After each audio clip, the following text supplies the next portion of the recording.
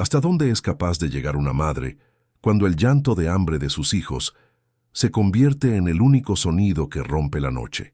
Isadora creía que aquella tormenta implacable, en medio de la nada, sería su final, el último capítulo de una tragedia injusta. Pero el destino, caprichoso y cruel, tenía preparado un giro fascinante. Un hombre roto por su propio dolor, una hacienda envuelta en leyendas malditas y una llave oxidada escondida tras un ladrillo suelto estaban a punto de desenterrar un secreto que llevaba décadas esperando ser revelado. ¿Es posible encontrar la salvación en la boca del lobo?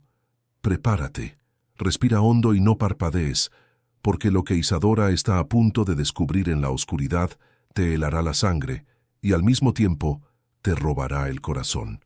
La lluvia no caía del cielo, parecía ser escupida con furia por un Dios vengativo que había olvidado lo que era la piedad. En aquel camino de tierra, convertido ahora en un río de lodo espeso y traicionero, una figura solitaria luchaba contra la fuerza de la naturaleza. Era Isadora. Su vestido, antaño digno, estaba empapado y pegado a su cuerpo, pesando tanto como la culpa que cargaba en su alma. Pero Isadora no estaba sola. Aferrados a ella, como náufragos a una tabla en medio del océano, estaban sus 3 razones para seguir respirando, aunque cada bocanada de aire frío le quemara los pulmones. Dante, el mayor, con apenas 10 años, caminaba con la mandíbula apretada, intentando proteger a sus hermanos con un coraje que ningún niño debería verse obligado a tener. Cargaba una pequeña mochila con las pocas pertenencias que habían logrado salvar antes de que el cerrojo de su antigua vida se cerrara para siempre. A su lado, Celeste, de 7 años, temblaba violentamente. Sus ojos grandes y expresivos miraban la oscuridad del bosque circundante como si las sombras le susurraran secretos aterradores. Y en los brazos de Isadora, el pequeño Tadeo, de 4 años, ya ni siquiera lloraba. Su silencio era lo que más aterrorizaba a su madre. Era el silencio de la resignación, del agotamiento absoluto. «Ya casi llegamos, mi amor. Resiste un poco más», susurró Isadora al oído de Tadeo, aunque sabía que era una mentira piadosa. No tenían a dónde ir. La carretera estaba desierta, la ciudad más cercana estaba a kilómetros de distancia y sus piernas estaban a punto de fallar. La tragedia había llegado a sus vidas como un ladrón en la noche. Hacía apenas 6 meses, Isadora tenía un esposo amoroso y una casa modesta, pero llena de risas. Un accidente en la fábrica, una negligencia criminal que nadie quiso admitir y deudas ocultas que su marido había contraído intentando salvar un negocio fallido, la dejaron viuda y en la ruina absoluta. La familia de él le dio la espalda, llamándola la viuda de la mala suerte, y sus propios parientes estaban demasiado lejos o demasiado pobres para ayudar. Esa mañana, el alguacil había puesto el precinto en la puerta. Estaban en la calle. Eran parias. De repente, 2 luces cegadoras cortaron la cortina de lluvia. El rugido de un motor potente se escuchó por encima de los truenos. Isadora se quedó paralizada en el arcén, protegiendo los ojos de sus hijos. Un automóvil negro, antiguo pero imponente, con el brillo de una bestia metálica, se detuvo a pocos metros de ellos. La ventanilla eléctrica bajó lentamente, revelando un interior de cuero y madera que contrastaba cruelmente con la miseria del exterior. Un hombre observaba desde dentro. Era Damián Montenegro. Su rostro era una máscara de piedra, atractivo pero endurecido por una amargura que parecía tan antigua como la misma tierra que pisaban. Sus ojos oscuros recorrieron la escena. La madre empapada, los niños temblando. Por una fracción de segundo, algo se rompió en su expresión gélida. Quizás vio el reflejo de su propia soledad. «Suban», ordenó Damián. Su voz era grave, profunda, como el eco de una caverna. No fue una invitación, fue una sentencia. Isadora dudó. Su orgullo estaba herido, pero la piel helada de Tadeo contra su pecho la obligó a moverse. Entraron en el coche, manchando la tapicería inmaculada con lodo y agua, pero Damián no dijo nada. El calor del vehículo los envolvió y Tadeo soltó un suspiro profundo, cerrando los ojos. —¿A dónde van? —preguntó Damián sin mirarlos, con la vista fija en el camino que serpenteaba hacia las montañas. —No tenemos destino, señor —respondió Isadora, con la voz quebrada pero digna. —Solo buscamos un lugar seco donde pasar la noche. Mañana seguiremos. Damián apretó el volante con tanta fuerza que sus nudillos se pusieron blancos. —Nadie sobrevive una noche a la intemperie en la Sierra de las Ánimas —dijo él—. Tengo una propiedad cerca, la hacienda Ecos del Silencio. No es un lugar para niños, pero es mejor que la muerte. El nombre de la hacienda provocó un escalofrío en Isadora que no tenía nada que ver con el frío. Había oído historias, rumores sobre una familia maldita, una fortuna desaparecida y un heredero que vivía recluido en su dolor.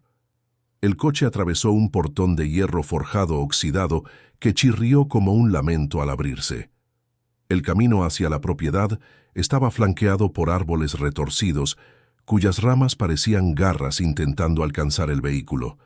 Al final del sendero se alzaba la mansión principal, una estructura gótica, inmensa y oscura, con solo una luz encendida en una de las torres. Pero Damián no se dirigió allí.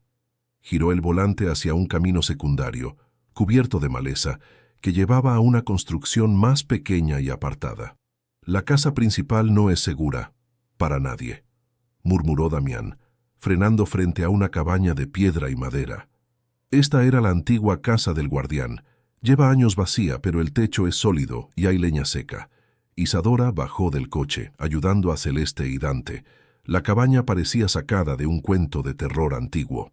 Las ventanas estaban sucias, cubiertas de polvo de décadas, y la hiedra había comenzado a devorar las paredes de piedra.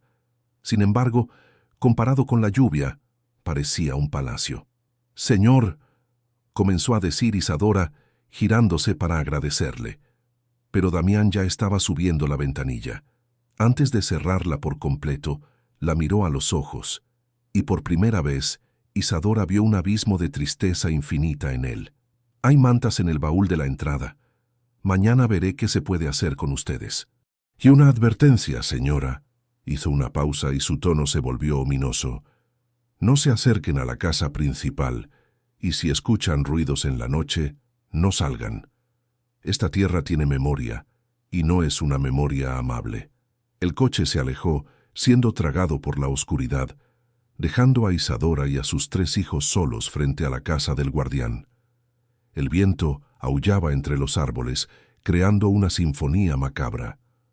Dante empujó la pesada puerta de madera, que se abrió con un gemido prolongado. El interior olía a encierro, a polvo y a tiempo detenido. Isadora sacó una pequeña linterna que guardaba en su bolso y el haz de luz reveló muebles cubiertos con sábanas blancas, como fantasmas estáticos esperando su regreso. Había telarañas colgado de las vigas del techo, como cortinas de encaje gris. «Mamá, tengo miedo», susurró Celeste, agarrándose a la falda de Isadora. «Esta casa se siente triste, como si alguien hubiera llorado aquí mucho tiempo». «Te es solo una casa vieja, mi cielo», dijo Isadora tratando de sonar valiente, mientras dejaba a Tadeo en un sofá polvoriento. «Dante, ayúdame a buscar la leña. Necesitamos fuego». Mientras los niños se acurrucaban juntos, Isadora se dirigió a la enorme chimenea de piedra que dominaba la sala principal. Estaba fría y negra como la boca de un lobo. Se arrodilló, apartando cenizas antiguas que debían llevar allí medio siglo. Sus manos temblaban, no solo por el frío, sino por la adrenalina que empezaba a bajar, dejando paso al terror de su situación real. Al intentar acomodar unos troncos viejos que encontró apilados al lado, su mano golpeó el fondo de la chimenea. El sonido no fue el de piedra sólida, sino un clac hueco. Isadora frunció el ceño. Con la ayuda de la linterna, iluminó el interior. Uno de los ladrillos del fondo, ennegrecido por el hollín, estaba ligeramente salido. La curiosidad, ese instinto que a veces nos salva y otras nos condena, se apoderó de ella. Miró hacia atrás para asegurarse de que los niños no miraban. Dante estaba consolando a Tadeo. Isadora volvió su atención al ladrillo. Con las uñas rotas y sucias, tiró de los bordes. El ladrillo cedió con un chirrido de piedra contra piedra, deslizando una nube de polvo negro sobre sus manos. No había oro, no había joyas. Detrás del ladrillo había un pequeño hueco oscuro, y en él reposaba un objeto envuelto en un paño de terciopelo que, al tocarlo, se deshizo en sus dedos por la antigüedad. Lo que quedó en su palma fue una llave. No era una llave común, era grande, pesada, de hierro forjado, con un diseño intrincado en la cabeza. A pesar del óxido, Isadora pudo distinguir un símbolo grabado en el metal, un escudo de armas con dos lobos enfrentados y una luna creciente. El mismo escudo que había visto fugazmente en el anillo que llevaba Damián Montenegro. Pero había algo más. Atada a la llave con un hilo de cuero podrido, había una pequeña etiqueta de metal, tan desgastada que Isadora tuvo que acercar la luz casi hasta tocarla para leer la única palabra grabada toscamente, como si alguien la hubiera escrito con prisa y desesperación. «Verdad». El corazón de Isadora comenzó a latir desbocado contra sus costillas. ¿Qué abría esa llave? ¿Por qué estaba escondida en la chimenea de la casa del servicio y no en la mansión? ¿Qué clase de verdad necesitaba ser ocultada tras ladrillos y hollín? Un escalofrío recorrió su espalda, y esta vez no fue por la ropa mojada. Tuvo la certeza absoluta de que, al sacar esa llave, había puesto en marcha un mecanismo que ya no podría detener. «Mamá, ¿qué es eso?», preguntó Dante, apareciendo detrás de ella tan silenciosamente que Isadora dio un respingo, escondiendo la llave instintivamente en el bolsillo de su vestido empapado. «Nada, hijo. Solo basura vieja», mintió forzando una sonrisa. «Vamos a encender este fuego». El fuego prendió, lanzando sombras danzantes sobre las paredes de piedra, sombras que parecían tener vida propia. Los niños, agotados por el trauma del día, cayeron dormidos frente al calor. Pero Isadora no podía dormir.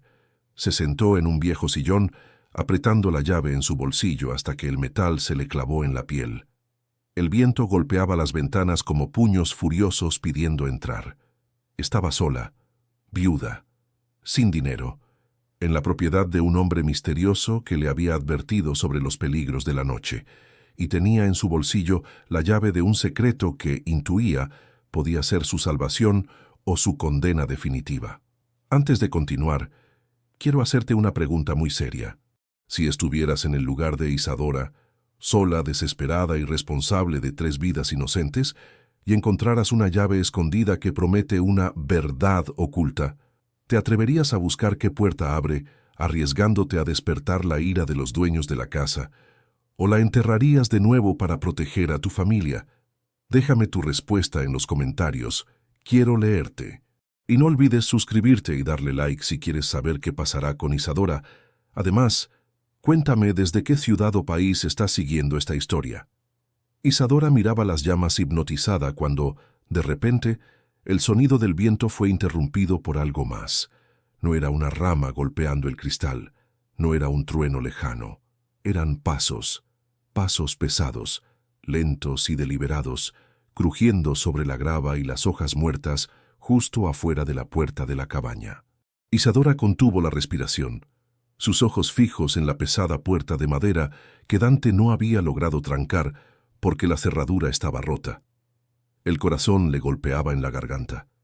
Damián se había ido hacía horas. ¿Quién podría estar caminando bajo esa tormenta infernal en medio de una propiedad abandonada? Los pasos se detuvieron justo frente al umbral. Hubo un silencio denso, insoportable, que duró 5 segundos eternos. Y entonces, lentamente, muy lentamente, la manija de metal de la puerta comenzó a girar. Clic, screech. Alguien estaba intentando entrar. Y Isadora sabía, con un terror paralizante, que quienquiera que estuviese al otro lado no venía a ofrecerles ayuda. Agarró un atizador de hierro de la chimenea y se puso de pie, temblando, interponiéndose entre la puerta y sus hijos dormidos, mientras la puerta comenzaba a abrirse, revelando nada más que la oscuridad absoluta de la noche. El atizador de hierro temblaba en las manos de Isadora, no por debilidad, sino por la descarga de adrenalina que recorría cada nervio de su cuerpo. La puerta terminó de abrirse con un quejido agónico, permitiendo que la tormenta escupiera una ráfaga de viento y lluvia dentro de la cabaña. Sin embargo, no fue un monstruo ni un espectro lo que se perfiló en el umbral, sino una figura encorvada, envuelta en un impermeable de hule negro que goteaba como si el mismo cielo llorara sobre él. Un relámpago iluminó el rostro del intruso, un anciano de rasgos afilados, piel curtida por el sol y cicatrices que parecían mapas de antiguas batallas. Sus ojos, hundidos y oscuros, miraron el arma improvisada de Isadora con un desdén absoluto. En sus brazos nudosos cargaba un bulto de leña seca. «Baje eso, mujer», gruñó el hombre con una voz que sonaba a grava triturada. Si quisiera hacerle daño, no habría llamado a la puerta. El desconocido avanzó cojeando y arrojó la madera junto a la chimenea moribunda. Isadora bajó el atizador lentamente, aunque sus músculos seguían tensos, listos para atacar si aquel hombre daba un paso hacia sus hijos dormidos. «Soy Evaristo», masculló el anciano sin mirarla, ocupándose de avivar el fuego con movimientos expertos. «El capataz, el señor Damián me envió. Dijo que los de la ciudad no saben mantener una hoguera viva». Isadora soltó el aire que había contenido en sus pulmones. No era una amenaza inmediata, pero había algo en la mirada de Evaristo que le helaba la sangre más que el frío nocturno. Cuando el fuego volvió a rugir, el capataz se dirigió a la salida, pero se detuvo con la mano en el marco de la puerta. «Este lugar no quiere a nadie», dijo sin volverse, con un tono que oscilaba entre la advertencia y la profecía. «La casa del guardián tiene oídos y boca. Si encuentra algo que no le pertenece, déjelo estar. Los secretos de los Montenegro están mejor enterrados bajo el polvo». Con esa sentencia ominosa, Evaristo desapareció en la negrura de la noche, dejando a Isadora con el corazón galopando y la mano apretando instintivamente la llave que guardaba en su bolsillo. «Verdad», decía la etiqueta. ¿A qué verdad le temía tanto aquel viejo capataz? La mañana llegó gris y pálida, disipando los fantasmas de la noche, pero revelando la cruda realidad de su refugio. La cabaña estaba en un estado deplorable, cubierta de capas geológicas de suciedad y abandono, pero Isadora no era mujer de rendirse. Mientras Dante vigilaba a sus hermanos menores, ella comenzó a limpiar. Fregar suelos y sacudir cortinas se convirtió en su terapia, su manera de reclamar aquel espacio hostil y convertirlo en un hogar temporal. Fue a media mañana cuando el misterio volvió a llamar a su puerta, esta vez desde adentro. Isadora estaba barriendo el dormitorio donde habían dormido los niños, una habitación austera con suelo de madera vieja. Celeste, su hija mediana, estaba sentada en el centro del cuarto, inmóvil, con la mirada perdida en un punto fijo del suelo. «Celeste, cariño, ¿qué haces ahí?», preguntó Isadora sintiendo una punzada de inquietud. La niña siempre había tenido una sensibilidad especial, una forma de ver el mundo que a veces asustaba. «Ellos susurran, mamá», respondió Celeste con voz soñadora sin levantar la vista. «Dicen que tienen frío. Dicen que llevan mucho tiempo esperando en la oscuridad». Isadora sintió un escalofrío recorrer su espalda. Se acercó a su hija y vio que la niña señalaba una alfombra persa raída y comida por las polillas que cubría el centro de la habitación. «¿Quiénes susurran, mi amor?» «Los papeles», dijo la niña, «y el oro que no brilla». Movida por una intuición que desafiaba toda lógica, Isadora apartó a la niña suavemente y enrolló la pesada alfombra. Debajo, la madera del suelo estaba dispuesta de forma extraña. Al pasar la mano por las tablas, sus dedos encontraron una hendidura casi invisible. Era un trampilla, y en el centro, una cerradura de hierro forjado con forma de cabeza de lobo. El corazón de Isadora dio un vuelco. Sacó la llave de su bolsillo. Sus manos temblaban mientras acercaba el metal oxidado a la cerradura. La forma coincidía perfectamente. Con una respiración profunda, como quien se prepara para saltar al vacío, introdujo la llave y giró. ¡Clac! El mecanismo, aunque rígido por los años, cedió. Isadora levantó la pesada tapa de madera, revelando una escalera de caracol estrecha que descendía hacia una oscuridad absoluta. Un olor a papel viejo, cera derretida y tiempo estancado subió desde las profundidades. «Dante», llamó Isadora con voz firme, ocultando su miedo. «Quédate aquí con tus hermanos. No dejes que nadie entre. Mamá tiene que ver algo». Bajó las escaleras con la linterna en la mano. Cada paso crujía como una queja. Al llegar al final, el haz de luz reveló algo que la dejó sin aliento. No era un sótano cualquiera. Era un estudio clandestino. Una biblioteca oculta preservada en una cápsula de tiempo. Estanterías repletas de libros encuadernados en cuero, mapas antiguos de la hacienda pegados en las paredes, y un escritorio de caoba inmenso dominaban el espacio. Isadora se acercó al escritorio. Todo estaba intacto, como si el dueño hubiera salido hace 5 minutos y no hubiese regresado jamás. Había una pluma seca, un tintero de cristal y un diario abierto. Isadora iluminó las páginas amarillentas. La caligrafía era elegante y nerviosa. Leyó la última entrada fechada 40 años atrás. «Mi nieto Damián es aún un niño, pero veo la codicia en los ojos de mi sobrino Braulio. Él cree que la fortuna se ha agotado, que la tierra está seca. Dejaré que lo crea. He escondido el verdadero legado aquí, bajo la tierra, donde solo un corazón puro o desesperado podrá encontrarlo. Si estás leyendo esto, significa que la mentira ha funcionado. La hacienda Ecos del Silencio es más rica de lo que nadie imagina, pero la riqueza debe ser protegida hasta que el buitre deje de volar sobre nosotros». Isadora se cubrió la boca para ahogar un grito. Damián Montenegro no estaba en la ruina porque la tierra fuera estéril. Estaba en la ruina porque su abuelo había ocultado la riqueza para protegerlo de alguien llamado Braulio. Isadora tenía en sus manos la prueba que podía cambiar el destino de aquel hombre triste que les había dado cobijo. Pero podía confiar en él. ¿Y si Damián era igual que su primo? ¿Y si entregarle esto significaba que la echarían a la calle una vez que obtuvieran lo que querían? El sonido de un claxon en el exterior la sacó de su trance. Isadora cerró el diario de golpe, lo escondió bajo su chal junto con la llave y subió las escaleras corriendo. Cerró la trampilla, colocó la alfombra y alisó su vestido justo cuando Dante entraba corriendo en la habitación. «¡Mamá! El señor Damián está aquí». Isadora salió al porche tratando de componer su rostro. Damián Montenegro había bajado de su coche. A la luz del día, parecía menos aterrador pero infinitamente más cansado. Llevaba una cesta con provisiones, pan, leche, frutas.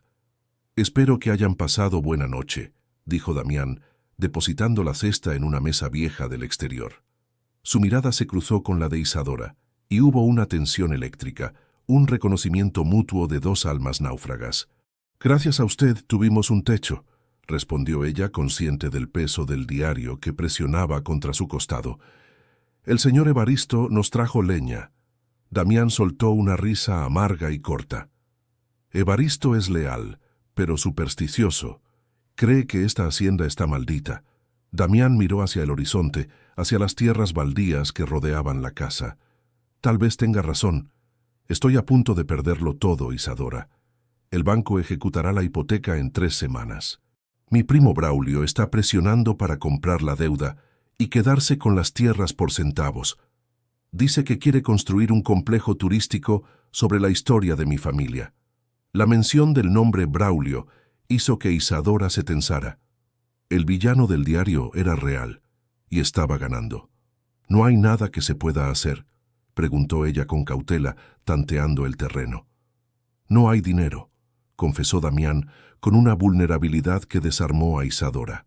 «Mi abuelo, don Augusto, supuestamente despilfarró la fortuna antes de morir.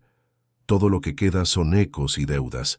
Les ofrecí este lugar porque no tengo nada más que dar. Pronto, ni siquiera yo tendré un hogar». Isadora sintió un impulso abrumador de sacar el diario y gritarle la verdad.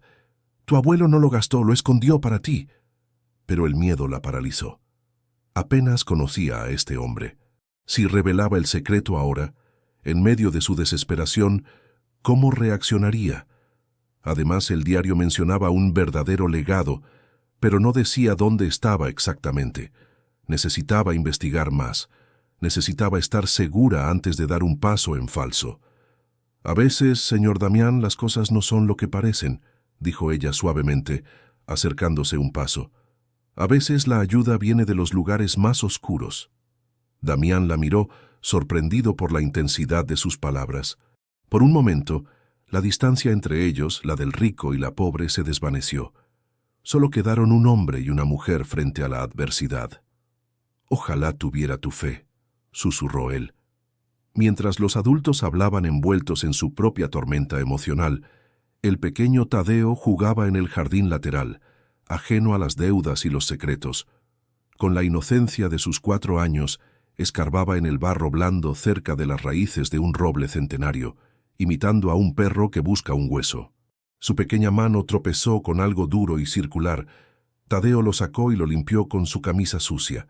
El objeto, liberado del lodo, atrapó un rayo de sol que se filtraba entre las nubes y destelló con un brillo dorado inconfundible, puro y antiguo. «Mira, mamá, un sol de tierra», gritó Tadeo levantando el objeto en el aire. Isadora y Damián se giraron al mismo tiempo, pero no fueron los únicos. Entre los arbustos que delimitaban el bosque, a unos 10 metros de distancia, una figura observaba. Era Evaristo, el capataz. Había estado vigilando, tal como Braulio le había ordenado. Sus ojos de depredador se clavaron en la mano del niño. No era un juguete. Era una moneda de oro macizo, un doblón español del siglo XVIII, de la colección perdida de don Augusto. La expresión de Evaristo cambió. La máscara de viejo gruñón cayó, revelando una codicia descarnada y peligrosa. Si había una moneda, había más. Y si esa viuda y sus mocosos encontraban el tesoro antes que su verdadero patrón, Braulio, habría problemas. Problemas que requerían soluciones drásticas. Isadora corrió hacia su hijo, sintiendo un peligro instintivo, como una leona que detecta una hiena. Tomó la moneda de la mano de Tadeo antes de que Damián pudiera verla claramente. «Es solo una chapa vieja, mi amor», dijo Isadora rápidamente, guardando la moneda en el mismo bolsillo que la llave, sintiendo el peso del oro quemándole la pierna. Damián se acercó, curioso. «¿Qué ha encontrado?» «Basura. Solo basura antigua», mintió Isadora, con el corazón latiéndole en la garganta. Sabía que Damián no era el peligro, pero había sentido la mirada de alguien más sobre ellos. Miró hacia el bosque, pero Evaristo ya no estaba. Sin embargo, el daño estaba hecho. El secreto había asomado su cabeza brillante y seductora, y en las sombras, la maquinaria de la avaricia había comenzado a girar. Isadora comprendió entonces que ya no se trataba solo de limpiar una casa o sobrevivir al hambre. Estaba sentada sobre una mina de oro, y los lobos ya habían captado el aroma. Esa noche, mientras preparaba una sopa aguada con las provisiones que Damián había traído, Isadora volvió a bajar al sótano mientras los niños dormían. Necesitaba respuestas. Abrió uno de los mapas pegados en la pared. Estaba marcado con tinta roja. La casa del guardián no era solo una vivienda, era la entrada a un laberinto. El mapa mostraba túneles que conectaban toda la propiedad, antiguas bodegas de vino que don Augusto había convertido en su cámara acorazada. Pero había una nota al margen del mapa, escrita con una letra temblorosa, diferente a la del abuelo. «Cuidado con el que vigila. Él sabe. Él siempre ha sabido». Un golpe seco en la ventana de la cocina la hizo saltar y soltar el mapa. No fue el viento, fue una piedra. Isadora subió corriendo y se acercó al cristal con cautela. No había nadie afuera, solo la oscuridad impenetrable de la hacienda. Pero pegado al vidrio, sostenido por la condensación, había un trozo de papel arrancado de un cuaderno sucio. Isadora lo tomó, sus manos temblando incontrolablemente. El mensaje era breve, escrito con letras toscas y violentas. «Lárguense o la tierra se los tragará a ustedes también». La viuda apretó el papel contra su pecho. Miró a sus hijos durmiendo en la otra habitación. Podía huir, podía tomar a los niños y correr lejos de esa locura, pero ¿a dónde irían? ¿A morir de hambre bajo un puente? No. Isadora miró la moneda de oro que había dejado sobre la mesa y luego el diario de don Augusto. Tenía la llave, tenía el mapa, tenía el motivo, y ahora tenía un enemigo. «No me voy a ir», susurró a la oscuridad, una promesa feroz naciendo en su alma. No dejaré que le roben el futuro a mis hijos, ni a ese hombre triste.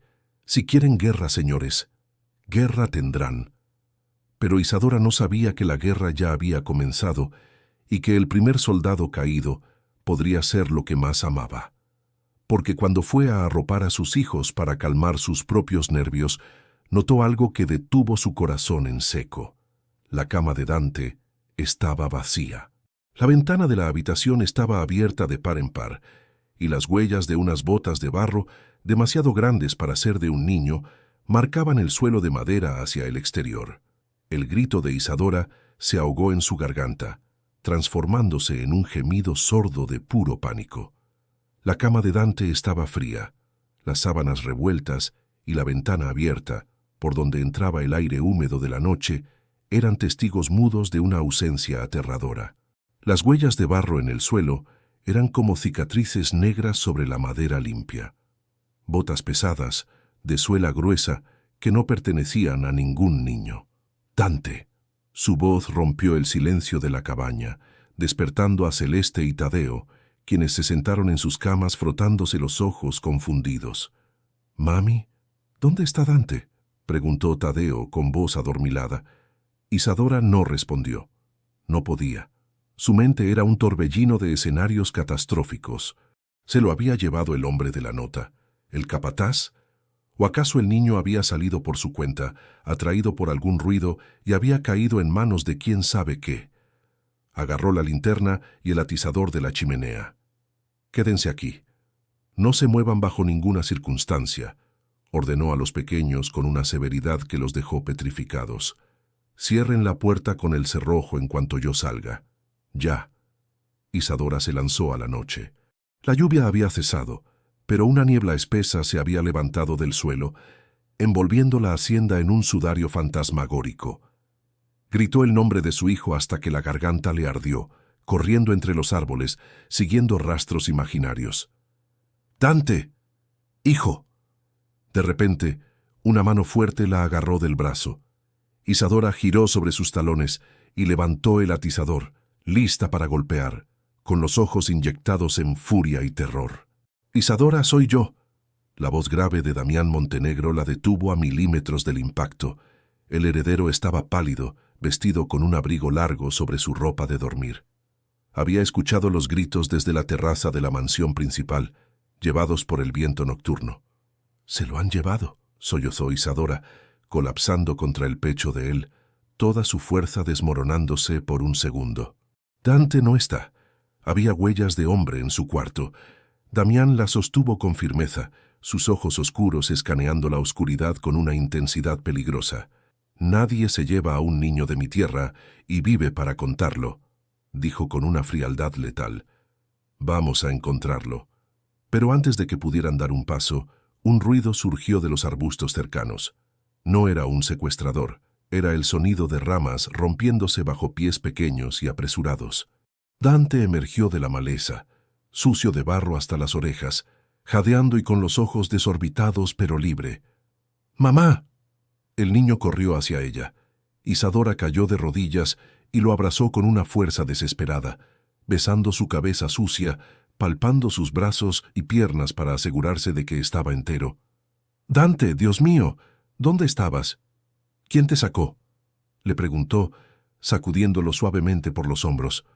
El niño miró a Damián y luego a su madre, temblando. «Nadie me sacó, mamá. Yo escuché ruidos afuera. Vi a un hombre mirando por la ventana de la cocina. Quería ver quién era para protegerte. Salí por mi ventana para rodear la casa y sorprenderlo, pero él me vio. Me persiguió hasta el bosque, pero me escondí en un tronco hueco. Era el viejo, el que trajo la leña». Damián se puso rígido. «¿Evaristo?», preguntó Damián, su voz tensa como una cuerda de violín. «¿Estás seguro, muchacho?». «Sí, señor». Llevaba el mismo impermeable negro y hablaba por teléfono o por una radio. Le decía a alguien: «Ya tienen la moneda, saben demasiado». Isadora y Damián intercambiaron una mirada cargada de significado. La moneda. El secreto ya no era solo de ellos. Damián acompañó a la familia de vuelta a la cabaña. Esa noche no regresó a la mansión. Se sentó en el sillón viejo junto a la puerta, con una escopeta de caza cruzada sobre las rodillas, montando guardia mientras Isadora intentaba calmar a los niños. Al amanecer, la atmósfera había cambiado. El miedo se había transformado en una alianza tácita. Isadora, agradecida y conmovida por la protección de Damián, decidió que era hora de devolver el favor, aunque fuera con lo poco que tenía. Con los ingredientes que él había traído el día anterior, preparó un desayuno caliente: huevos revueltos, pan tostado en las brasas y café fuerte. El olor a comida casera llenó la cabaña, disipando el olor a humedad. Damián despertó con el aroma, y por un momento, su rostro relajado pareció 10 años más joven. Se sentaron a la mesa rústica. Era una escena extraña: el aristócrata arruinado y la viuda indigente compartiendo el pan como iguales. «Nunca nadie había cocinado para mí en esta casa», confesó Damián tomando un sorbo de café. «Desde que mi esposa murió, esto ha sido un mausoleo. Los sirvientes vienen, limpian y se van. Nadie se queda». «Un hogar no lo hacen las paredes, Damián, lo hace el calor humano», dijo Isadora suavemente.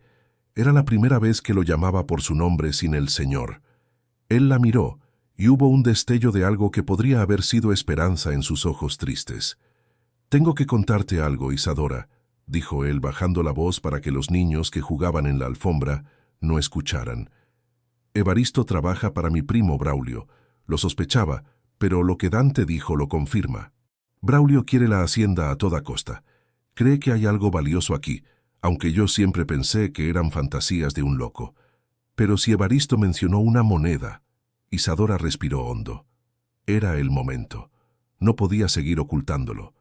Se levantó, fue hacia su bolso y sacó el diario de cuero viejo y la moneda de oro que Tadeo había encontrado. Los puso sobre la mesa, entre las tazas de café. El silencio que siguió fue absoluto. Damián miró los objetos como si fueran artefactos alienígenas. Tomó la moneda con manos temblorosas, examinando el perfil del rey español grabado en el oro. Luego abrió el diario. «Esto es de mi abuelo Augusto», murmuró. «Acarician la letra manuscrita. Yo creía que estos libros se habían quemado en el incendio de la biblioteca hace 30 años. Estaba escondido abajo», dijo Isadora señalando la alfombra. «Hay un sótano secreto, Damián. Tu abuelo no despilfarró nada. Lo escondió todo para protegerte de Braulio. Esta hacienda es una caja fuerte gigante». Damián leyó las páginas con avidez, sus ojos llenándose de lágrimas de rabia y alivio. Toda mi vida pensando que yo era un fracaso, que no podía mantener el legado de mi familia. Y todo era una mentira diseñada para salvarme. «Pero ahora es peligroso», advirtió Isadora. «Braulio lo sabe, o al menos lo sospecha. Si Evaristo le cuenta sobre la moneda, vendrán con todo. No tenemos mucho tiempo». «Entonces tenemos que encontrar el resto antes que ellos», dijo Damián cerrando el diario con un golpe seco. Su mirada había cambiado. Ya no era la de un hombre derrotado. Era la mirada de un Montenegro dispuesto a luchar. «Según este diario, la entrada principal a las bóvedas subterráneas está bloqueada, pero hay accesos secundarios. La red de túneles conecta las bodegas antiguas con...» Damián se detuvo, frunciendo el ceño mientras leía una nota al pie de página. «Con el Pozo de los Susurros». «¿El Pozo de los Susurros?», preguntó Dante, que se había acercado sigilosamente.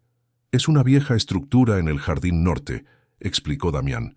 «Solíamos jugar allí de niños hasta que lo sellaron, porque decían que era peligroso». El plan se formó rápidamente. Debían ir al pozo, entrar en los túneles y recuperar los documentos de propiedad y el tesoro antes de que Braulio pudiera ejecutar cualquier maniobra legal o criminal para echarlos. Pero el enemigo no estaba quieto. A kilómetros de allí, en una oficina moderna y estéril en la ciudad, Braulio Montenegro escuchaba el informe de Evaristo a través del teléfono. Braulio era un hombre de trajes caros y alma barata, con una sonrisa de tiburón. «¿Una moneda de oro, dices?». Braulio se reclinó en su silla de cuero, girando un abrecartas afilado entre sus dedos. Entonces el viejo Augusto no estaba loco.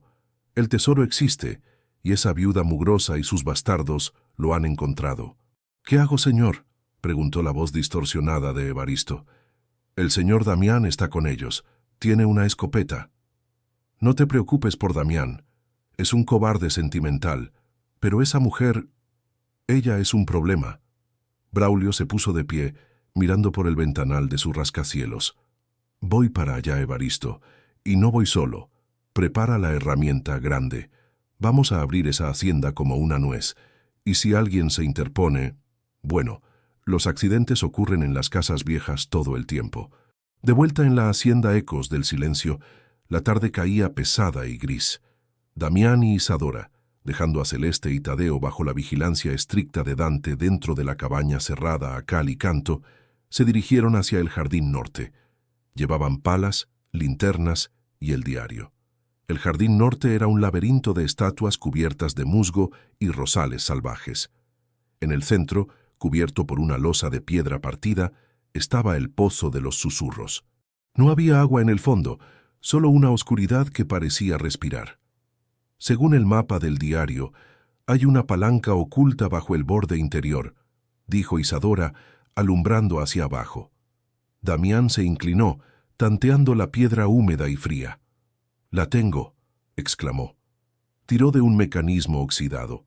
Con un estruendo sordo de engranajes que no se habían movido en décadas, una sección de la pared interior del pozo se deslizó hacia atrás, revelando una abertura negra. Una escalera de mano de hierro, corroída pero firme, descendía hacia las entrañas de la tierra. —¿Estás lista? —le preguntó Damián, tendiéndole la mano. Isadora la tomó. Su mano era cálida y fuerte. Por un segundo, el peligro pareció lejano.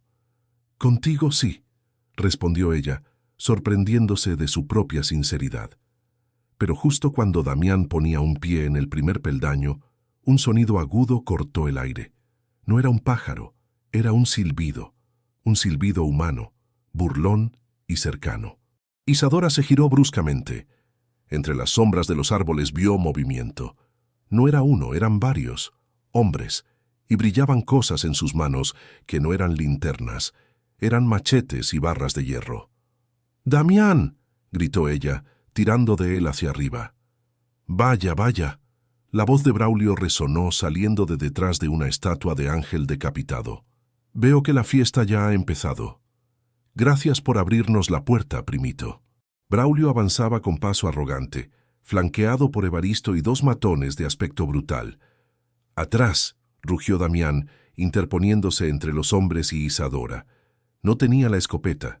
La había dejado con los niños por seguridad. Estaba desarmado. —No seas dramático, Damián. Solo venimos a recoger lo que es mío por derecho y por astucia —sonrió Braulio—. Aunque debo admitir que tu nueva amiga ha complicado las cosas. Braulio hizo un gesto con la cabeza. Los dos matones se lanzaron hacia adelante. Damián empujó a Isadora hacia el agujero del pozo. —¡Entra! Baja y busca a los niños por el otro lado —gritó él, preparándose para pelear con sus propias manos. —¡No te voy a dejar! —gritó Isadora, aferrándose a su chaqueta. —Hazlo. Ellos son lo único que importa. Damián la miró con una intensidad desesperada. —Sálvalos, Isadora. En ese caos, Isadora tomó una decisión imposible. Con el corazón roto, se deslizó por la abertura del pozo, bajando frenéticamente por la escalera de hierro hacia la oscuridad. Arriba, escuchó el sonido sordo de un puñetazo, el gruñido de dolor de Damián y la risa cruel de Braulio. —¡Aténlo! —ordenó Braulio. —Y traigan gasolina. Vamos a ahumar a la rata que se metió en el agujero. Isadora llegó al fondo del pozo, aterrizando en un suelo de piedra húmeda. Estaba en los túneles, pero arriba, la luz de la entrada fue bloqueada repentinamente. Escuchó un sonido metálico y pesado. Habían cerrado la entrada del pozo, y luego el olor inconfundible y aterrador comenzó a filtrarse desde arriba. Humo. Estaba atrapada bajo tierra. Damián estaba capturado. Sus hijos estaban solos en la cabaña, y los monstruos estaban sueltos en el jardín. Isadora se secó una lágrima furiosa, encendió su linterna y miró hacia el túnel oscuro que se extendía frente a ella. —Voy por ustedes gruñó, transformando su miedo en combustible. Y juro por mi vida que Braulio Montenegro se arrepentirá del día en que nació. Corrió hacia la oscuridad, adentrándose en el laberinto subterráneo, mientras el humo comenzaba a descender, persiguiéndola como un espectro gris. El aire en el túnel era denso, una mezcla sofocante de moho, tierra húmeda y el rastro acre del humo que comenzaba a filtrarse desde la superficie. Isadora corría. Sus pasos resonaban contra las paredes de piedra tosca como latidos irregulares en el vientre de una bestia dormida. La linterna proyectaba sombras espasmódicas que parecían manos alargándose para atraparla, pero ella no se detuvo. No podía. Cada segundo que perdía era un segundo más que Damián pasaba a merced de Braulio y un segundo más que sus hijos estaban desprotegidos. El mapa del diario estaba grabado en su mente como una cicatriz de fuego. Derecha en la bifurcación del Arcángel, izquierda tras la bodega de roble. Isadora murmuraba las instrucciones como una oración desesperada. El túnel no era recto. Serpenteaba bajo la hacienda como las raíces de un árbol enfermo, lleno de recovecos y callejones sin salida, diseñados para confundir a los intrusos. De repente, el suelo bajo sus pies cambió. De la tierra apisonada pasó a baldosas de piedra pulida. Había llegado a la zona antigua, las bodegas originales que databan de la fundación de la hacienda. Aquí, el aire era más frío, casi glacial. Isadora se detuvo un momento para recuperar el aliento, apoyando una mano en una barrica de vino gigante, podrida por los años. ¡Crac! Un sonido seco y fuerte resonó en la oscuridad, no detrás de ella, sino adelante. Isadora apagó la linterna de golpe, sumiéndose en la negrura absoluta. Su respiración se volvió superficial. ¿Había alguien más allí abajo? ¿Acaso Braulio conocía otra entrada? Esperó con los ojos abiertos al máximo, intentando captar cualquier fotón de luz. Entonces lo oyó, un sollozo ahogado, pequeño y aterrorizado. «¿Mamá?» La voz era tan débil que parecía un pensamiento. «¿Dante?» susurró Isadora encendiendo la luz de nuevo. El haz iluminó un rincón lleno de cajas de madera apiladas. Allí, acurrucado como un ovillo, estaba Dante, pero no había entrado por el pozo. Encima de él, a unos 5 metros de altura, había una rejilla de ventilación rota por la que se filtraba un hilo de luz grisácea. El niño había caído. «¡Dante!» Isadora corrió hacia él y lo abrazó, palpando sus extremidades. «¿Estás herido? ¿Cómo llegaste aquí?» El niño lloraba en silencio, temblando violentamente. «Escuché gritos. Vi a los hombres malos llevarse al señor Damián. Quise correr hacia el pozo para avisarte, pero no me vieron. Pisé esa rejilla en el jardín y caí. Me duele el tobillo, mamá». Isadora examinó el pie del niño. Estaba hinchado, pero no parecía roto.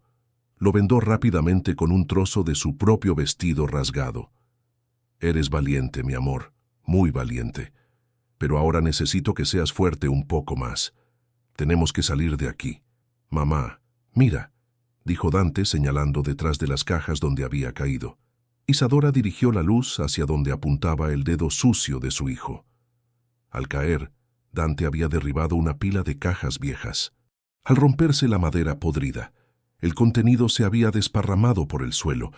No eran botellas de vino, eran legajos, cientos de papeles atados con cintas de seda roja, y entre los papeles brillaba algo más. Lingotes, pequeños, pesados y dorados. Pero lo que llamó la atención de Isadora no fue el oro, sino un sobre de cuero grueso con el sello de lacre de los Montenegro, roto pero legible. Testamento y voluntad final de Augusto Montenegro. Isadora tomó el sobre. Sus manos temblaban. Lo abrió y extrajo el documento. A la luz de la linterna, leyó las cláusulas principales. No solo confirmaba que Braulio había sido desheredado explícitamente por conducta inmoral y traición a la sangre, sino que detallaba la existencia de una cuenta fiduciaria en Suiza a nombre del heredero legítimo, Damián, que se activaría solo con la presentación de este documento original. Braulio no solo quería las tierras, quería destruir este papel. Si esto desaparecía, Damián no tendría nada, y Braulio, como pariente más cercano con recursos, podría reclamarlo todo legalmente, alegando la incapacidad mental de su primo. «Tenemos la prueba, Dante», dijo Isadora, guardando el documento en su pecho, junto a su corazón. «Ahora tenemos el poder, pero el poder no servía de nada si morían enterrados. El olor a humo se hacía más fuerte. Braulio no estaba jugando, estaba llenando el sistema de ventilación con monóxido de carbono. «Sube a mi espalda», ordenó Isadora. Dante, a pesar de sus 10 años, pesaba, pero la adrenalina materna le daba una fuerza sobrenatural. Caminaron, o más bien, huyeron hacia la siguiente sección del túnel. Según el mapa mental de Isadora, debía haber una salida que conectaba directamente con la biblioteca de la mansión, detrás de una estantería falsa.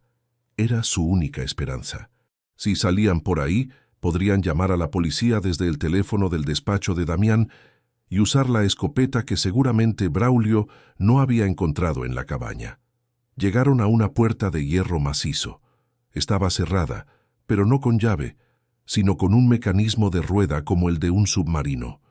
Isadora dejó a Dante en el suelo y tiró de la rueda con todas sus fuerzas. El metal chilló, resistiéndose. «Ayúdame, Dante», pidió ella. El niño, ignorando el dolor de su tobillo, se colgó de la rueda junto a su madre. Juntos empujaron.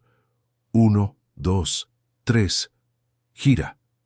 La puerta se abrió con un estruendo, revelando una sala circular abovedada. Pero no estaban solos. En el centro de la sala, iluminado por una lámpara de queroseno que proyectaba sombras grotescas, estaba Evaristo. El capataz sostenía una pistola antigua en una mano y una radio en la otra. «Sabía que vendrían por aquí», dijo el viejo con una sonrisa desdentada. «El señor Braulio es listo, pero yo conozco esta casa mejor que nadie. Esta es la antecámara del tesoro, y aquí termina su viaje, señora».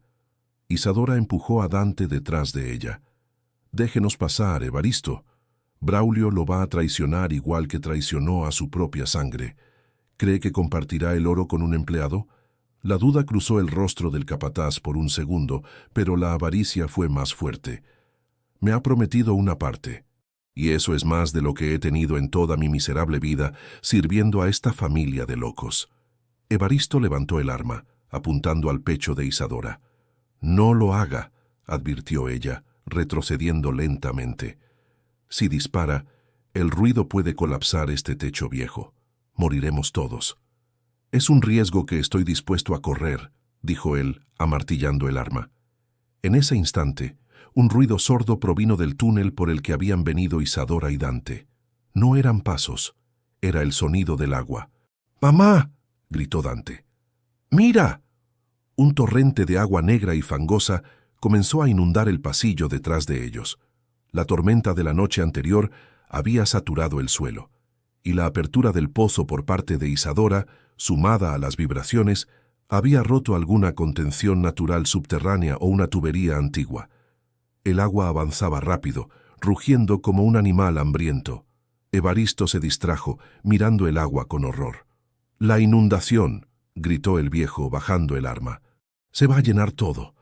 Isadora no lo pensó. Aprovechó el segundo de distracción. Se lanzó contra Evaristo, golpeando su brazo con el peso de su cuerpo.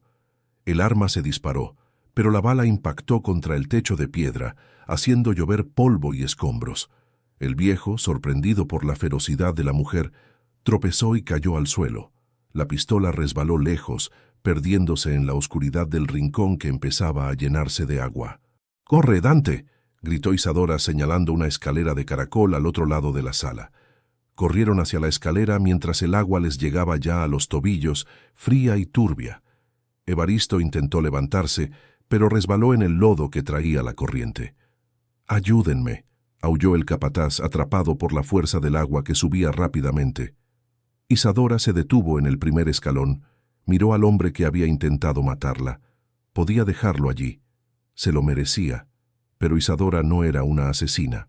Miró a Dante, quien la observaba con ojos grandes, esperando ver qué clase de persona era su madre. Isadora se quitó el chal que llevaba y lanzó un extremo hacia Evaristo. «Agárrese», ordenó. El viejo se aferró a la tela como si fuera la mano de Dios. Isadora tiró con fuerza, sus músculos ardiendo, hasta que Evaristo logró llegar a la base de la escalera, tosiendo y escupiendo agua. «No crea que le perdono», le dijo Isadora con voz dura, mirándolo a los ojos. «Pero no voy a cargar con su muerte. Ahora suba y cállese». Subieron la escalera de caracol. El agua rugía debajo, llenando la sala del tesoro y sepultando, quizás para siempre, el oro que había causado tanta desgracia. Pero Isadora llevaba el verdadero tesoro en su pecho, el testamento. La escalera terminaba en un panel de madera. Isadora buscó el mecanismo de apertura. Era un libro falso en el otro lado. Empujó, golpeó la madera. «¡Abran!», gritó. De repente, el panel se abrió hacia afuera. Cayeron sobre una alfombra suave y seca. Estaban en la biblioteca.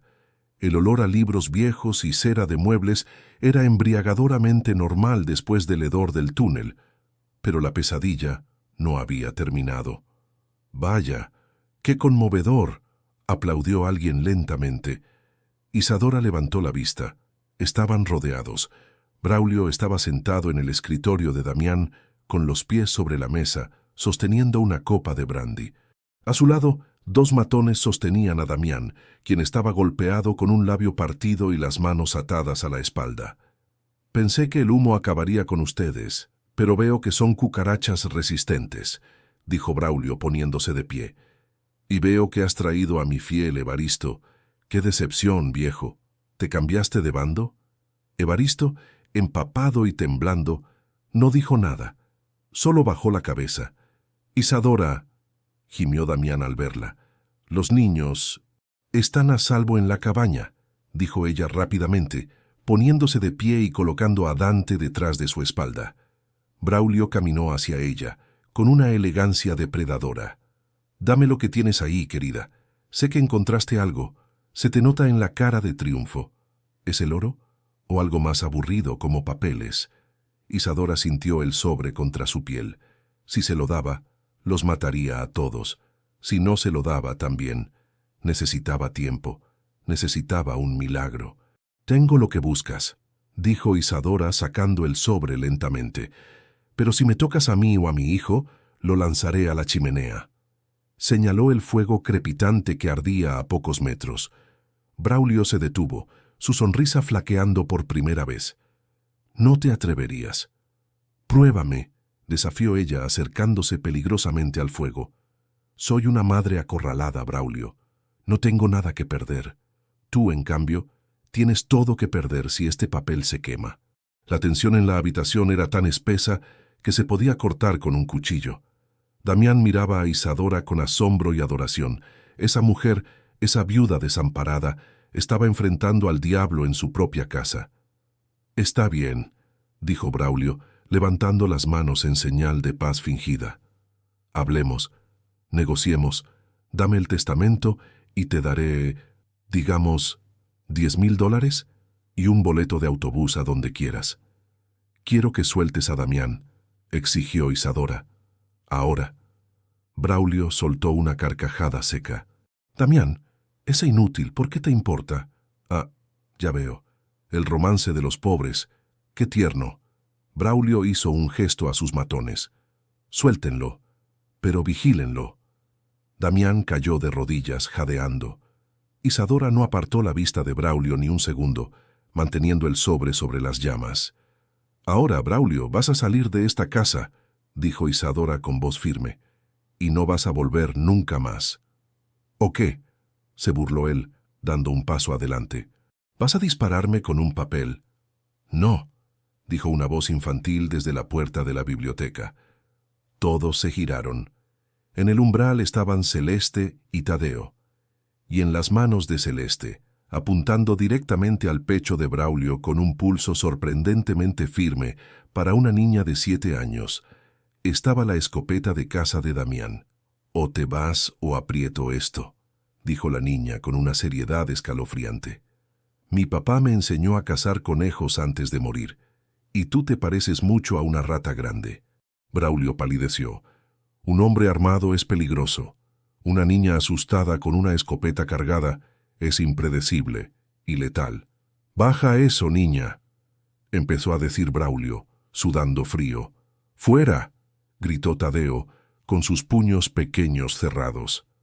El equilibrio de poder había cambiado. En ese salón iluminado por el fuego, la familia rota y el heredero solitario formaron una línea de defensa inquebrantable. Pero Braulio, acorralado y furioso, no era hombre de retirarse con dignidad. Su mano se movió lentamente hacia el interior de su chaqueta, buscando su propia arma oculta. «Nadie me humilla en mi propia casa», siseó Braulio. El clic del seguro de su pistola sonó como un trueno en el silencio. Isadora vio el movimiento. Sabía que no llegaría a tiempo para detenerlo. Celeste era demasiado pequeña para reaccionar rápido. Damián estaba herido en el suelo. Solo quedaba una opción. Isadora se lanzó, no hacia Braulio, sino hacia Damián, cubriéndolo con su cuerpo justo cuando el disparo estalló, rompiendo la quietud de la noche y cambiando sus vidas para siempre. El olor a pólvora llenó el aire, y un grito desgarrador resonó en la biblioteca, pero nadie sabía aún de qué garganta había salido. El estruendo del disparo resonó en la biblioteca como el juicio final, haciendo vibrar los cristales de las ventanas y deteniendo el tiempo por un instante eterno. El olor acre de la pólvora quemada llenó las fosas nasales de todos, mezclándose con el miedo palpable que saturaba el aire. Isadora, con los ojos cerrados fuertemente, esperaba el dolor agónico del impacto, el frío del metal desgarrando su carne, mientras protegía a Damián con su propio cuerpo. Pero el dolor no llegó. En su lugar, se escuchó un alarido de sorpresa y dolor, pero no provenía de ella, ni de Damián, provenía de Braulio. Isadora abrió los ojos, confundida. Damián, debajo de ella, también levantó la cabeza aturdido. A unos metros de distancia, Braulio se agarraba el hombro derecho, de donde brotaba sangre oscura, manchando su inmaculado traje italiano. Su pistola había caído al suelo, deslizándose lejos de su alcance. No había sido Celeste quien disparó. La niña seguía sosteniendo la escopeta con firmeza, pero el cañón no humeaba. Todos giraron la cabeza hacia la entrada de la biblioteca, buscando el origen del disparo salvador. Allí, de pie en el umbral, empapado, sucio y con una expresión de determinación feroz, estaba Evaristo. El viejo capataz sostenía una vieja pistola de chispa que había tomado de una de las vitrinas de colección del pasillo mientras huía del agua. El arma humeaba en su mano temblorosa. «Le dije que esta tierra tiene memoria, señor Braulio», dijo Evaristo con voz ronca pero firme. «Y también tiene lealtad. Usted no tiene ninguna de las dos». Braulio miró a su antiguo subordinado con una mezcla de odio e incredulidad. «Viejo traidor», escupió Braulio, cayendo de rodillas por el dolor. «Te mataré. Los mataré a todos». «Ya basta». La voz de Damián cortó el aire. Aprovechando la confusión, se puso de pie, ignorando sus propias heridas. Caminó hacia la pistola de Braulio que yacía en el suelo y la pateó lejos, asegurándola bajo un sofá pesado. Los dos matones de Braulio, viendo a su jefe herido y desarmado, y enfrentándose a una niña con escopeta y a un viejo con puntería, intercambiaron miradas nerviosas. Eran mercenarios, no fanáticos suicidas. «Lárguense», ordenó Damián señalando la puerta. «Si se van ahora, la policía solo buscará a mi primo. Si se quedan, caerán con él». No hizo falta repetirlo.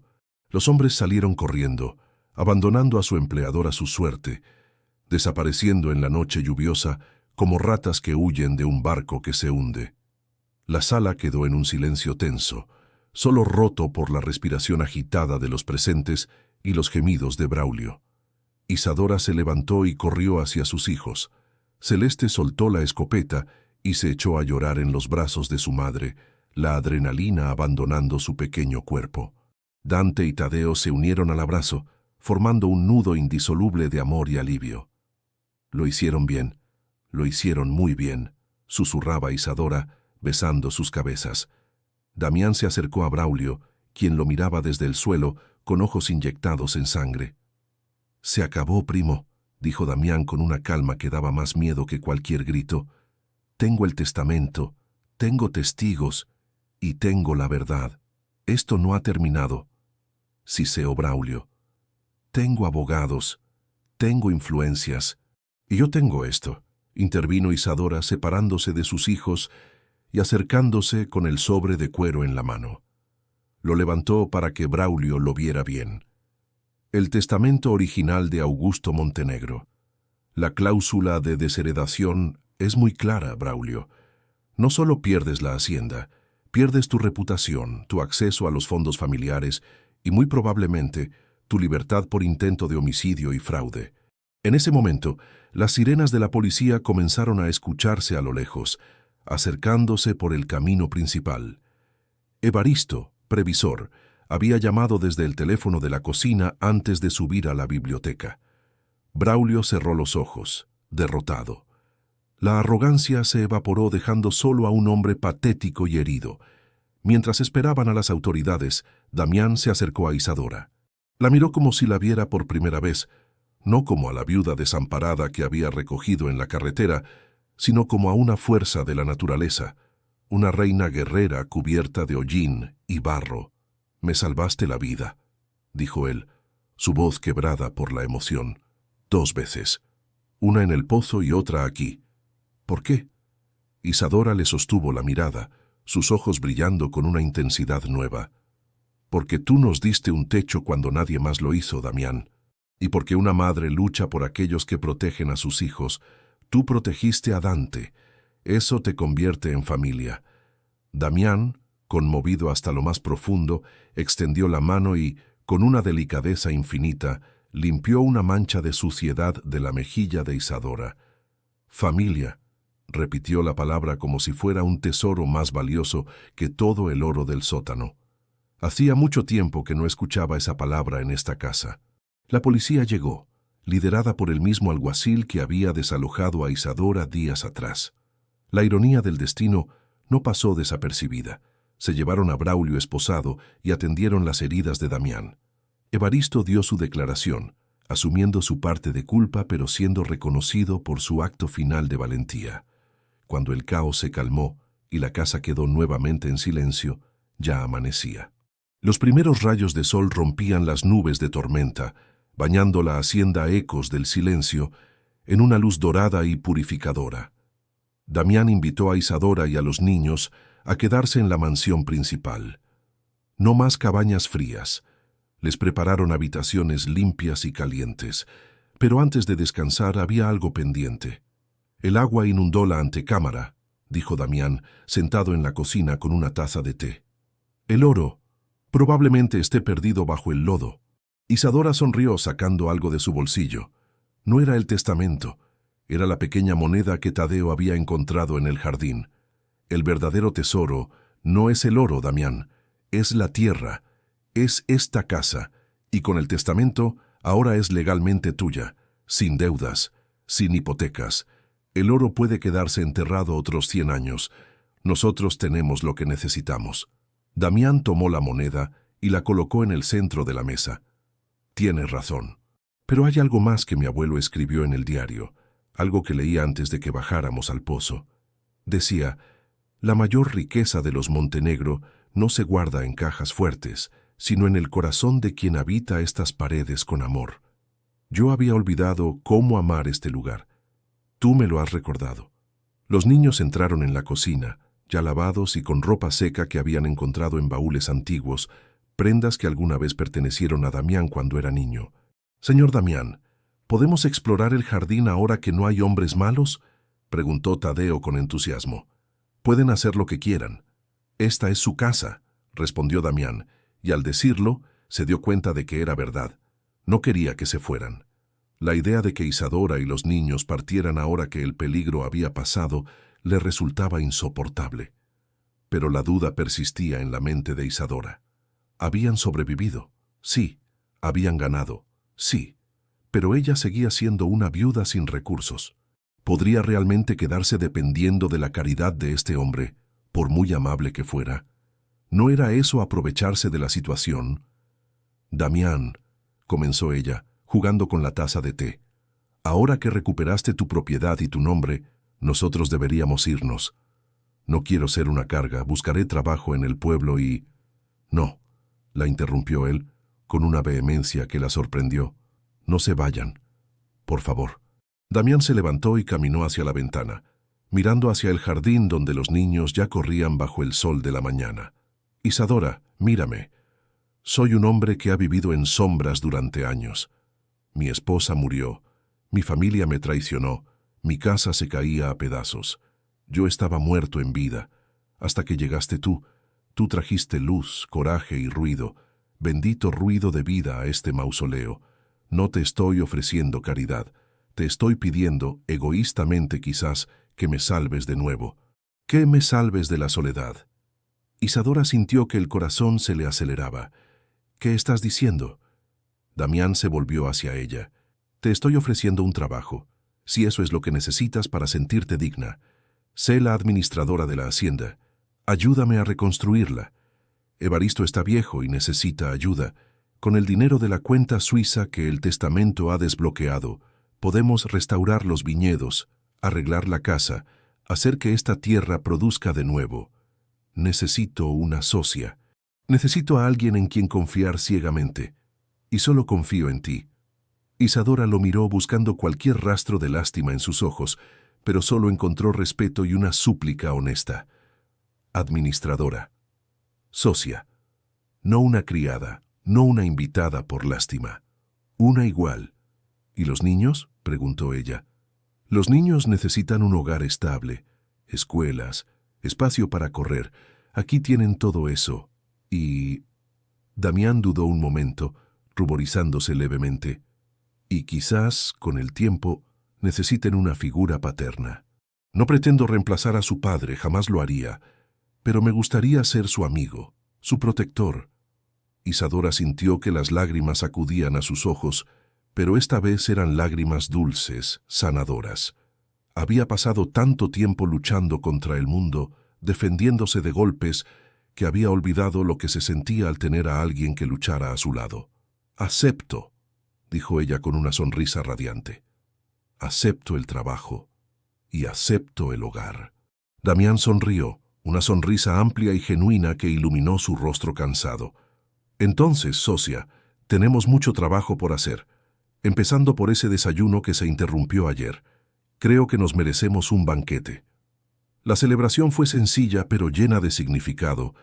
Comieron juntos, rieron, y por primera vez en años, la risa resonó en los pasillos de la hacienda ecos del silencio, ahuyentando a los últimos fantasmas del pasado.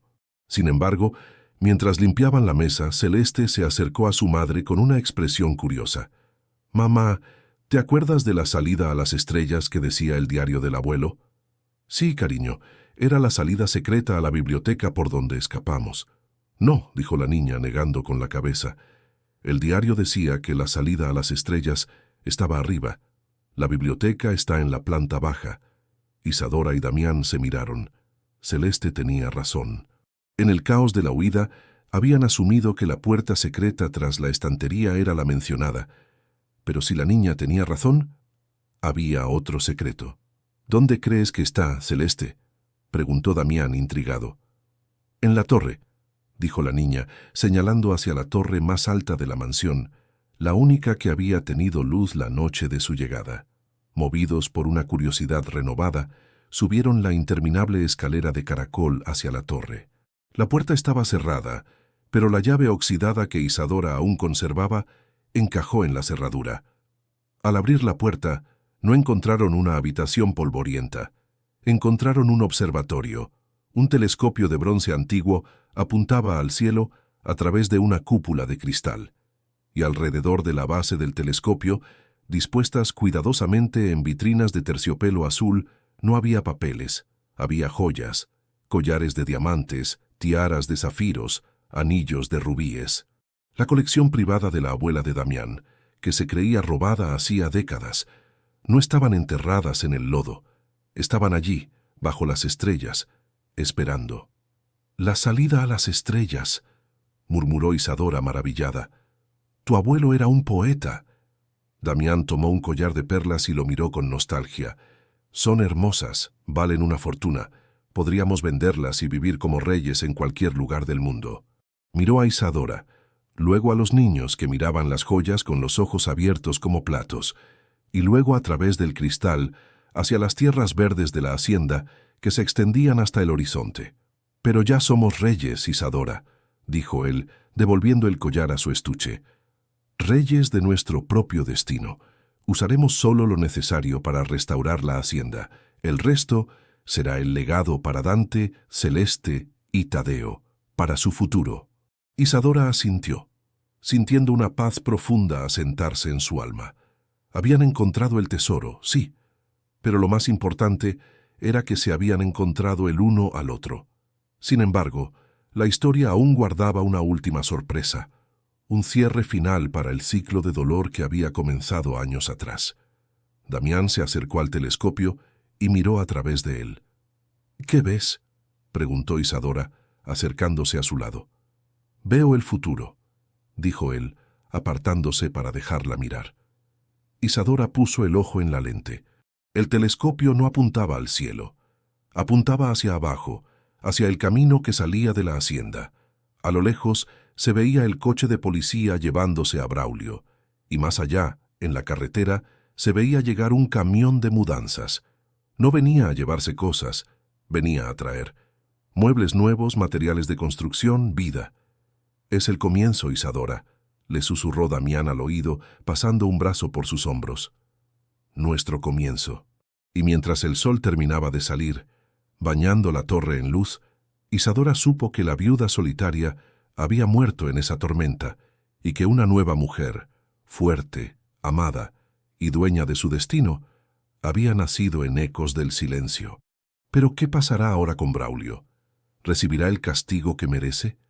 ¿Y será capaz Damián de abrir su corazón por completo al amor de Isadora, o los fantasmas del pasado volverán para una última visita?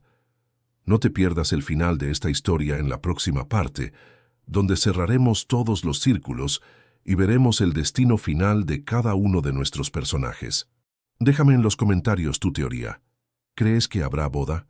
Antes de que el telón caiga sobre esta historia, quiero pedirte algo importante. Cierra los ojos por un segundo e imagina el final perfecto para Isadora y Damián. ¿Crees que el destino les debe una felicidad eterna después de tanto sufrimiento? ¿O piensas que la vida real siempre deja un sabor agridulce? Escribe en los comentarios tu última teoría antes de leer el desenlace, y no olvides suscribirte para no perderte la próxima gran historia. Ahora prepárate, porque el final de la Hacienda Ecos del Silencio comienza ahora. 12 meses, 365 días habían transcurrido desde aquella noche de tormenta, disparos y revelaciones en la biblioteca. El tiempo, ese escultor silencioso, había cincelado un paisaje completamente nuevo, no solo en la geografía de la hacienda, sino en el alma de sus habitantes. La Hacienda Ecos del Silencio ya no hacía honor a su nombre. El silencio había sido desterrado, reemplazado por el zumbido constante de la actividad, las risas y la música de la naturaleza renacida. Donde antes había maleza y espinos, ahora se extendían hectáreas de viñedos perfectamente alineados, cuyas hojas verdes brillaban bajo el sol de la tarde como esmeraldas vivas. Los muros de la mansión, antes grises y cubiertos de moho, lucían una piedra cálida y restaurada, abrazada por rosales trepadores que estallaban en flores rojas y blancas. Isadora caminaba por el sendero principal, supervisando los preparativos de la gran fiesta de la vendimia. Ya no vestía ropas raídas ni cargaba el peso de la desesperación en sus hombros. Llevaba un vestido de lino color crema que realzaba su figura, y su cabello estaba recogido en una trenza elegante. Pero el cambio más notable estaba en sus ojos. Ya no miraban al suelo con miedo, sino al horizonte con la seguridad de una mujer que se sabe dueña de su propio mundo. «Señora Isadora», la llamó una voz familiar. Era Evaristo, el antiguo capataz, aunque caminaba con la ayuda de un bastón debido a la edad y a las secuelas de aquella noche en el túnel, lucía un uniforme impecable de jefe de seguridad. Su rostro, antes una máscara de amargura, ahora mostraba una paz ganada a pulso. «Todo está listo para los invitados, señora. Los músicos han llegado y las barricas del reserva del Guardián están abiertas. Gracias, Evaristo. No sé qué haríamos sin ti, respondió ella con una sonrisa sincera. El viejo se ruborizó levemente bajo su piel curtida. La lealtad que había encontrado en esa nueva familia valía más que todo el oro que una vez codició. Mientras la hacienda vibraba con la anticipación de la fiesta, a cientos de kilómetros de allí, en una realidad paralela de hormigón y acero, el ambiente era gélido y estéril. En la prisión de máxima seguridad del Estado, en una celda que olía a desinfectante barato y desesperanza, Braulio Montenegro estaba sentado en su catre. Su traje italiano había sido reemplazado por un uniforme naranja que le quedaba grande, ya que había perdido mucho peso. Su arrogancia se había evaporado, dejando tras de sí un cascarón vacío y amargado. Un guardia pasó frente a los barrotes y arrojó una revista sobre la cama. «Tenga, Montenegro, para que vea lo que se perdió». Braulio tomó la revista con manos temblorosas.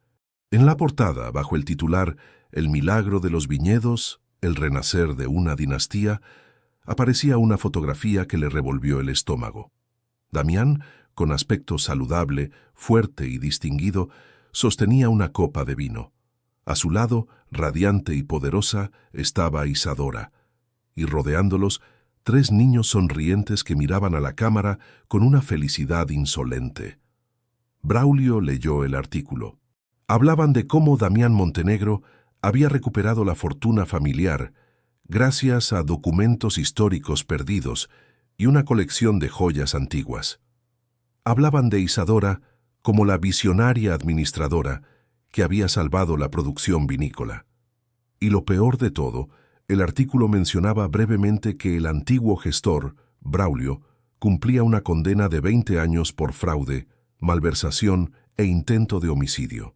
Arrugó la revista con furia, pero no había nadie a quien gritar, nadie a quien manipular. Estaba solo. La soledad absoluta era su condena, y la imagen de la felicidad de aquellos a quienes intentó destruir sería su tortura diaria por el resto de sus días. La justicia poética no había sido un rayo del cielo, sino el éxito lento y constante de sus víctimas. De vuelta en la hacienda, el sol comenzaba a ponerse, tiñendo el cielo de tonos violetas y naranjas. La fiesta estaba en su apogeo. Vecinos, trabajadores y amigos llenaban los jardines. Había mesas largas repletas de comida, farolillos colgados de los árboles y una orquesta tocando valses suaves. Damián buscó a Isadora entre la multitud. Cuando la encontró cerca de la fuente restaurada, sintió ese vuelco en el corazón que todavía le sorprendía después de un año. Se acercó a ella y le ofreció la mano. «¿Me concede este baile, socia?» Isadora aceptó, y mientras giraban al ritmo de la música, el mundo alrededor pareció desvanecerse. «¿Recuerdas cuando llegamos aquí?», susurró ella. Parecía el fin del mundo. Llovía tanto que pensé que nos ahogaríamos antes de entrar.